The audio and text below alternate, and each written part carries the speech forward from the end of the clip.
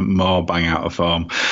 So I'm going to go for Cass to spoil the opening party, but they're not going to be too convincing. Cass by 4.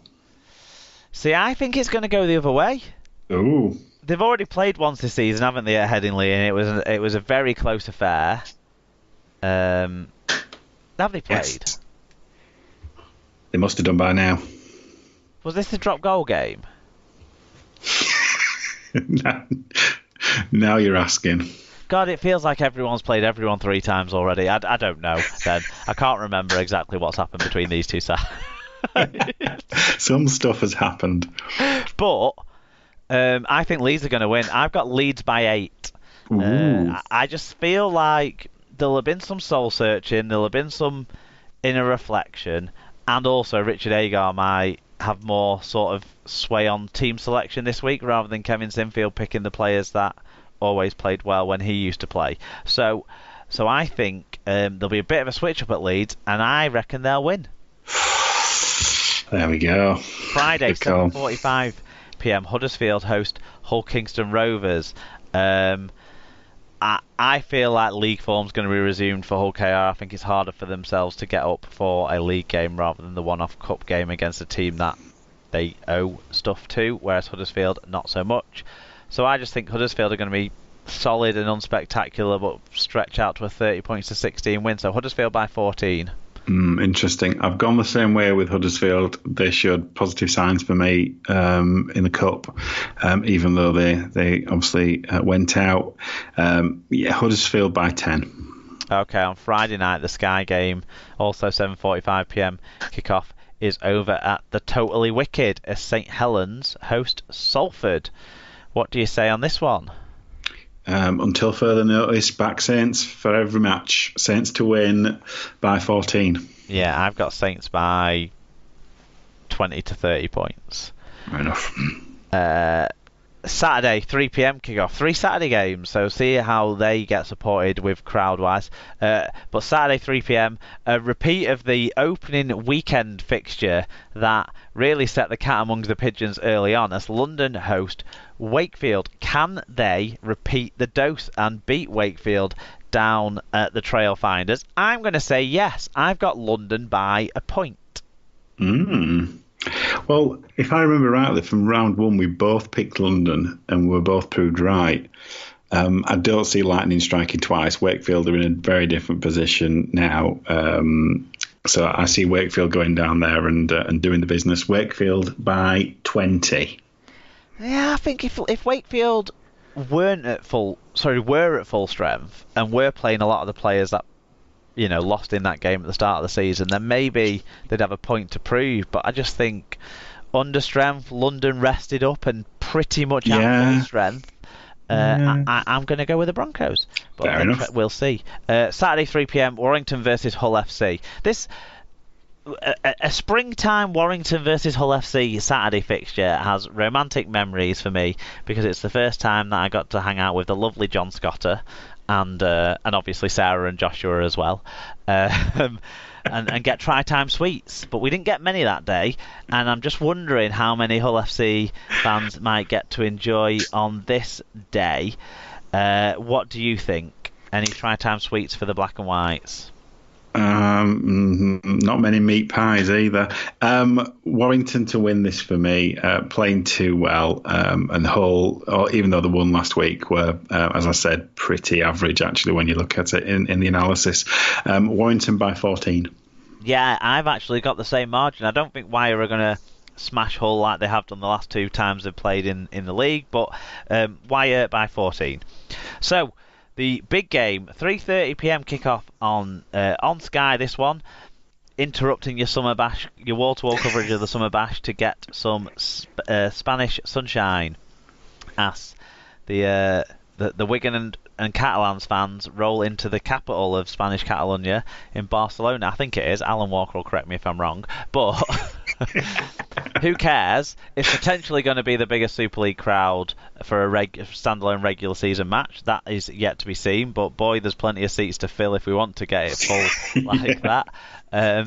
If the stadium's a third full, it will be the biggest crowd for a Super League standalone game. So I'm that what you will. I'm very excited to be heading over to it. It's Catalans versus Wigan. I'm hopefully gonna know what kickoff time is in Spain when I'm there. I believe the fan park opens 3 or 4 hours before kickoff, so plenty to see and do for me. But I'm going to back my Wigan side. I'm saying Wigan by 12. Let's say 30 points to 18. Wigan are on the up, I feel, and this is another chance to show it on a big stage. Yeah, it is a big stage, big match, big emotion. I just have a feeling that Catalan, the occasion of it will do it for Catalan, who have done a very good job of performing on the big stage recently, but not by much. Catalan by 2. It's going to be a close, exciting game. Either way, I'm going to enjoy the trip. So, and talking about another big game, but maybe not quite as big a stage, with it kicking off at 2 o'clock or something. But the first game of the Summer Bash is Toronto versus Toulouse, the 2 overseas teams in the Championships, the teams that sit 1 and 2 in the Championship. I will edge for the team that's at 1 in the Championship, although I would want the team that's at 2 to win. I'm going to say Toronto. I'll say Toronto as well. Okay. The next game up in the Championship at the Summer Bash is Rochdale versus Swinton, a now traditional derby for the Summer Bash fans. Who do you favour? See, I've highlighted Swinton, but then I've thought it's absolute desperate kind of moments, isn't it?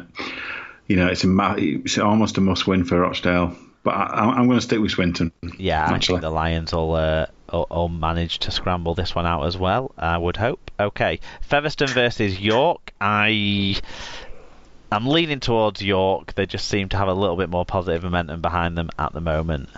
Yeah, I'll go for York because Featherstone have the worst record at the Bash ever. Good point. Bradford versus Halifax. Who do you think? Preview. There's a slight. Yeah. I'm a bit worried about this Lord Mayor Show type thing.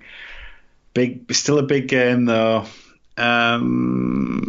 Obviously Bradford. Bradford by 6. I'm going Halifax.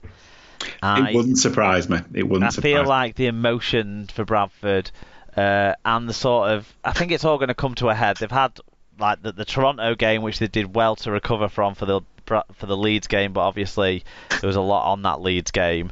I just feel like raising it again might be a stretch too far for the young Bradford side, so I'm going to go with Halifax to win a close one, maybe by 4. Fair enough. Barrow versus Sheffield. Sheffield are the team that are going to win that game, I would strongly expect. I would agree. Batley versus Dewsbury, the traditional lull of the Summer Bash, as these two just dull, just a dull thought of the two packs running into each other without any intensity whatsoever, as they've played each other 1,000 times. I would love that game to be a draw. I don't feel like there's any winners by putting that game on at the Championship Summer Bash again, because no one wants to see it anymore there. Even the Batley and Dewsbury fans, I feel, don't want to see it anymore there. We've had enough of heavy one. Yeah. But I'll say Batley. I'll go with the Batley as well.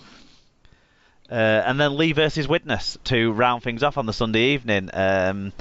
This one has the potential to be a good game because Lee are going great at the moment, and Widnes are a strong squad, if not at full strength at the moment. Which way do you see that one going? I'm going to go for Widnes on that one. Yes, me too. Yes, just. I think just. Yeah. Excellent.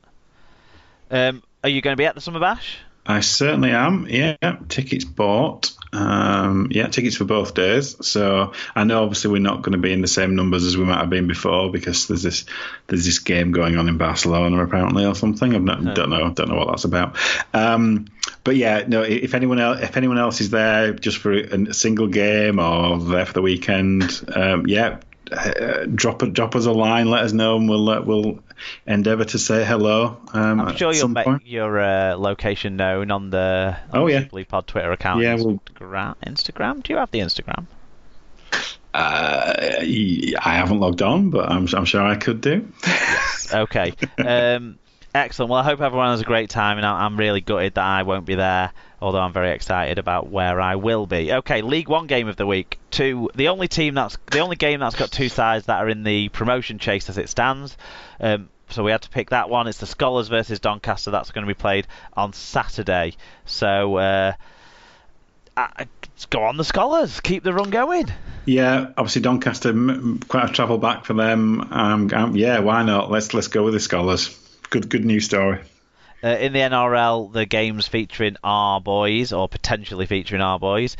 We've got the Broncos versus the Roosters, Friday, 10:55 a.m. Probably won't have Ryan Hall play, or the young kid who's at the Broncos, who isn't even in their squad, I don't think.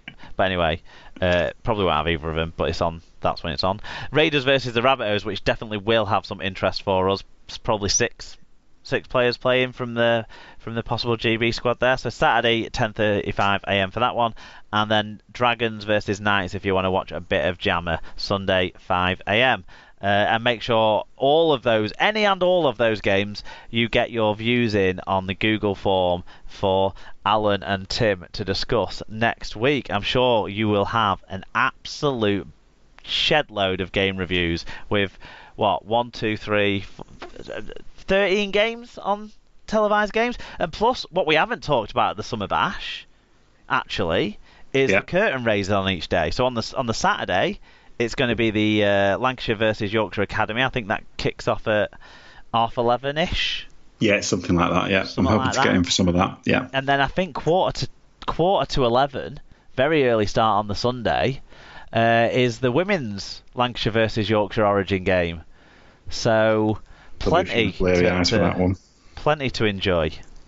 Yeah, but if you so as Mark said, there's loads of games on the telly this week. So if somebody can be dedicated enough to get themselves in a batch review for every one of the TV games, I think we'll manage to snaffle a little prize. But yeah, you have to send a match review in. I need to see match reviews for each game, please. And we'll get something nice for you. Well, we've only got two things. Something nice. We'll sort some out. Excellent. Great stuff. Okay. And also our admiration, of course. Yeah, I mean, that would be full Brian Beyond, wouldn't it? Yeah, it would, definitely. And also, if you're going to the Catalans game, I mean, you talked about people meeting up at the Summer Bash, and please do make sure you get around Alan there. But also, if you're going to be at the Catalans versus Wigan game in Barcelona, I know a few people have reached out already. Do hit me up, and I'll find you at some point. Probably in the fan village on the Saturday afternoon around the ground, or I'm in Barcelona from Friday tea time to Tuesday tea time. So plenty of opportunities there for that. Okay, that's everything pretty much done. We're just going to move on now to wrap up the show. I have a quiz for you. Mm-hmm.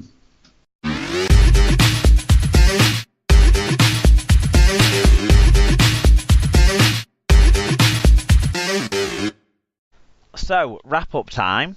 I've got a bit of a Challenge Cup related quiz. Great. For you. About the two probably most surprising quarter-finalists, if you would have been banking on it at the start of the season. Bradford and Halifax wouldn't have been two names you would have expected to see in the quarter-finals, but they are there. So I've got questions related to those teams and cup quarter-finals. Okay. You might have swatted up on this if you had the foresight. And I'm going to be upfront, to be honest. I don't think this quiz is easy this week. You probably have to know or have to have been paying attention to the media coverage over the weekend. But question one is, what year did Bradford last play in a Challenge Cup quarter-final, and who was their opponent? I'll give you a point for each. Okay. It was definitely mentioned on the BBC coverage. Okay.